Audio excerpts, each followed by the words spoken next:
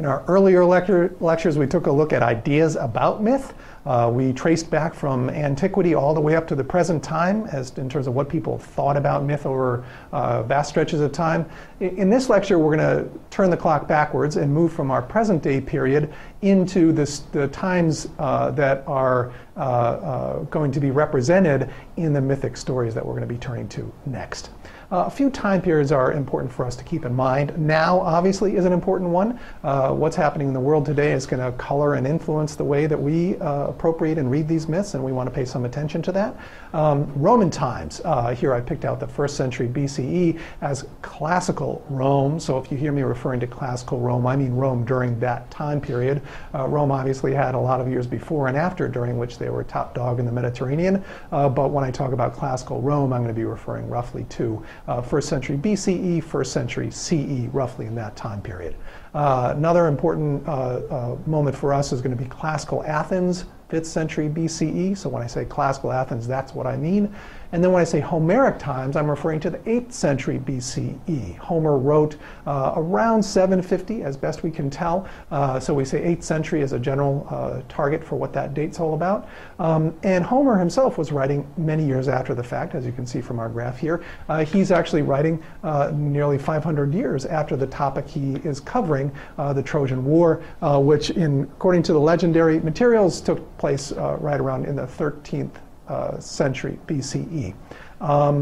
Tracing back over these periods, we're going to be looking at Homer in the first big chunk of this course, focusing on the Odyssey. When we get past that, we'll move into some other epic poets from early time periods, including Hesiod. We'll look at some Homeric hymns that emerge during this Homeric period. Moving on to classical Athens, we're going to look especially at the Greek tragedies. The tragedians remake stories that they knew from Homer and earlier poets in ways that are definitive for later time periods.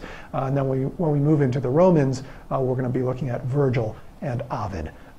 The stories that we're going to see populating this long arc of time have many similarities, but also many differences.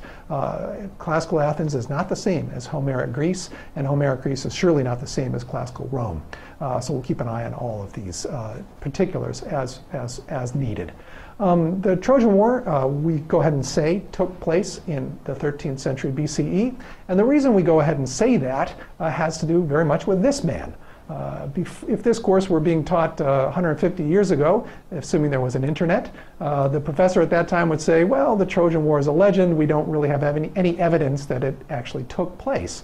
Heinrich Schliemann was curious about this. His dates are 1822 to 1890. He took a team over to the north coast of Turkey, Asia Minor, and found that in the sites where there was supposed to be a great citadel of Troy, he actually found that, yes, indeed, there were the ruins of a marvelous, very wealthy city, and it looked like that city had been conquered over many times over the course of history. And there was a kind of great cataclysmic conquest of this citadel that took place right around, roughly corresponding to the time that Greek legend said the Trojan War took place. So after Schliemann, we now say that, there likely was a Trojan War about which Homer and his legends are being told. Now, Schliemann never found anything that said, this shield belongs to Agamemnon, or here lieth the sword of Achilles. We don't have anything that got recovered in the archaeological evidence that verifies any of the details, including characters, personages, events, any of the details that are recorded in the Homeric legends and in later materials. But we can go ahead and say that there was a Trojan War, and Homer's version of it may or may not correlate to any historical event that actually took place. Now, diving into Homer's world is something that we need to do with a bit of perhaps warning. It's a dark world, and a world built on the coursing energy of war, coursing and negative energy of war. It's a very stark place where things that need to be dealt with get dealt with, sometimes very abruptly and summarily, and oftentimes with violent and quick kinds of endings. We're talking about a place that's going to be where the exhibition of human talents are typically taking place in the field of one dimension of human experience. That's the field of conflict. Now, all of us are going to think about whether was Homer's epic an anti-war epic or a pro-war epic. It actually doesn't answer to any of those kind of categories. Homer's epic, I think, floats above all of them. Instead, what he looks at is a real human experience, that is the experience of armed conflict between groups of our species that decide to launch that kind of thing against each other, and then tries to figure out what is the human experience of this? What does it mean for us in our humanity? Looking at the Trojan War, we're going to meet lots of people who are coursing around in the background of it, especially in our engagement with the Odyssey. And it's important for us to know some of these characters that emerge in Homer's Iliad. This is his account of the Trojan War. The Iliad is a poem about rage. And thinking about rage, it's obviously fronted in this epic that is about the war. But what's interesting is that Homer talks about rage of a specific kind. It is the rage of Achilles that he is most interested in. Achilles, yes, is having war, as a Greek, is having war rage against his Trojan foes, but the rage that really drives the epic is actually an inter-Greek one. It's Achilles versus Agamemnon. Achilles and Agamemnon have an argument that starts off the Iliad, and these two great Greek warriors, Agamemnon, the older general, and Achilles, the younger, extremely talented warrior, have words. They can't quite settle them in the appropriate way. Agamemnon's leadership is not up to snuff to handle this situation, and so Agamemnon loses his greatest warrior, because he decides to go ahead and insult Achilles in front of all of his peers. And when that happens, Achilles decides to withdraw. Achilles sits out most of the action of the epic in his tent, and when he does, he wishes death upon his own Greek comrades. His rage is a rage that is so bitter and so awful, he now hates Agamemnon, his own Greek leader, and so wishes that all of his compatriots should pay the price of Agamemnon's stupidity. His rage then is directed against one of his own, and the business end of that rage gets worked out on all of the Greek warriors as they suffer under the onslaught of the Trojans. We see great characters in this fighting. Again, Achilles is in his tent, but in his place arise other great Greek warriors to take the place of top dog among the fighters.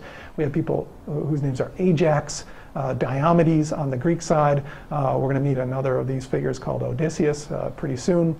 On the Trojan side, the princes and kings that marshal the forces there are led by King Priam with his sons Hector and Paris as the leaders of the other side. The war is dark. It's nasty, death on every page, and it's also unbelievably beautiful piece of epic poetry. When we close out this story, Achilles does finally put away his rage. He can't quite bring himself to make up with the old man in his life, the authoritative Greek figure. He never does quite reconcile with Agamemnon and the awful things that Agamemnon had done to him to publicly humiliate him. But instead, there's a moment that Achilles gets at the end of the epic in order to reconcile himself in a certain way and put away some of his rage. And when he does, it is not with his superior Agamemnon. Instead, and strangely, Achilles has a moment to express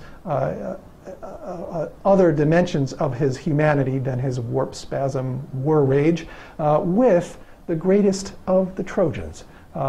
Priam has a moment with Achilles where he has a chance to ransom back the body of his beloved son Hector, whom Achilles has treated with all the vengeance of his war rage. And Priam comes over to Achilles' tent, kisses the hands that killed his own son, and begs Achilles to show some mercy. Achilles decides that there's his own Greeks, and particularly Agamemnon, are not worthy of it, but Priam, the Trojan general, Trojan king, actually happens to be worthy of Achilles' mercy. So he does relent with the kiss of the hands, gives back the body, and Priam can bury Hector, and so ends the Trojan War according to Homer's Iliad. Now, you'll see here that it seems like I've glossed over some things. You might say to yourself, well, what happened to the Trojan horse? There's stories that we have about Odysseus and his involvement in the war. There's other kinds of stratagems that come in. It's a 10-year war, and we've only talked about one little part of it. Well, it's true. Homer's Iliad focuses only on a very short period of time. Most of the epic has to do with just 3 days of action out on the battlefield. And it does not talk about a synoptic overview of the whole Trojan War. Instead, that filling in of the story comes from other epic poets around Homer who dig into this story and start to tell the further pieces of it. And in fact, there's a backstory. We're going to find in myth there's always a backstory. And if you want to use the language of contemporary cinema, we're talking about prequels that show up after the kind of main one appears. And may have already been, there have been versions of prequels that were floating around before Homer. But much of the legend that we know starts to fill in the blanks after a great poet like Homer makes his or her statement. Then the others come in round and fill in all the details that need to be filled in. For example, how in the world did this whole Trojan War start? Well, we wind up with a legend that actually predates Homer. It gets encoded in his epic, but it's not one that he concentrates on. There is this figure, Paris. You'll know him from the previous slide as a prince and a son of Priam. He's also a little bit of an embarrassment. He's not such a great warrior. He's more of a master of the arts of love than he is of the arts of war. And in fact, he goes over and decides that it would be the right thing for him to do to steal the wife of Menelaus. The wife of Menelaus just happens to be Helen, who's the most beautiful woman in the world. And when he does that, he upsets the greatest of the Greek generals, Agamemnon, who just so happens to be the brother of Menelaus. When Paris kidnaps Helen and takes her back to Troy, well, that's the end of things. Off we go into the Trojan War. The shame that is visited on Menelaus is visited by proxy on his brother Agamemnon, and Agamemnon at that time calls in all of his chits. He's the most powerful of the Greek kings of the day, pulls in all of his chits and says to all of his local fellow leaders that it's time for us to go clobber those Trojans, and off they go. Helen, in case you may well have heard this, is indeed the face that launched 1,000 ships. A medieval rendering of what one of these ships might have looked like. Pretty good, actually. We've got archaeological evidence that confirms what a Greek warship looks like. It's not so bad. So Helen is the face that launches 1,000 ships. In the legend, that's the number of ships that are needed to contain the grandeur, the hugeness of Agamemnon's army. Thanks to parts of the Iliad that detail all of the people that are involved, the famous catalog of ships of the Iliad, we can count up roughly the number of people involved, and it's about 100,000. Homer's claim is that an army of 100,000 leaves the shores of Greece and goes over to Troy to do the dirty work over there. Now, some people then walk into the picture, those interested in myth, and say, well, wait a minute, there must be a backstory to this one. How is it that Menelaus lost his bride Helen to this guy Paris? Why did Paris think it was okay to go over and steal the wife of the brother of the greatest of the Greeks? Well, a story starts to percolate in to fill in that kind of question, and we have a story about the apple of discord. Some of you all will have heard this. You can see here in a lovely painting giving us the whole background. Peleus and Thetis have a wedding. Peleus is a great mortal, well-known and prominent man. He actually gets to have a wedding to a goddess, Thetis. And the two of them get together, Peleus and Thetis. And when they do, they have a party and they invite everybody. This is one of those times when gods and humans could actually live face to face. So the gods came, the humans came, and they all had a great party together in this very early time.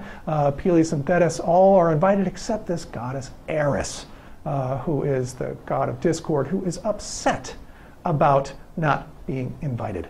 She is not allowed to come, so she decides to take an apple and inscribe on it a single Greek word that translates into the English for the fairest, tosses it into the middle of the wedding, and Athena, Hera, and Aphrodite instantly think the apple must be for them. They start to argue. They look around and say, here's a human. Let's make him solve the dilemma for us. Paris agrees. Again, not a very smart thing to do. A more clever man would have probably put off that judgment on someone else, and Paris makes his judgment, his famous judgment, saying that, well, looking at the three of you, yes, you're all beautiful. Hera, you've offered me great power across the earth. Athena, you've offered me infinite wisdom. Aphrodite, though, you've offered me the most beautiful woman in the world, and I'm going to make you now the winner of this apple, and you need to give me my prize, which is going to be the most beautiful woman in the world. So at that point, Paris thinks, Helen's all mine. Off he goes, and starting this whole thing off. So the whole Trojan War, the grandeur of this magnificent event, all boils down to an affair of the heart. A small thing that you can imagine the heartstrings being plucked of one human being. That's the passion that moves this whole grandeur that winds up being exhibited in war rage that really is definitive of what the Greek experience is going to be of their mythic past.